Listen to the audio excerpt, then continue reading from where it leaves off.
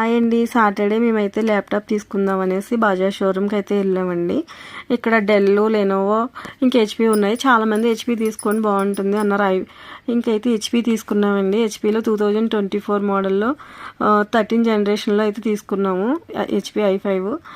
దీని కాస్ట్ వచ్చి 74,990 రూపీస్ అయితే ఉందండి. కానీ మేమైతే డిస్కౌంట్ ఏం లేదా అని అడిగాము.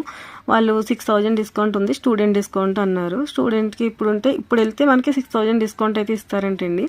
మాకైతే 69,000కి వచ్చిందండి. 12 మంత్స్ ఈఎంఐ పెట్టాము. మంత్లీ వచ్చి 6,000 ఈఎంఐ. దీనికి 12 మంత్స్కి ఇంట్రెస్ట్ వచ్చి 2,775 రూపీస్ పడింది.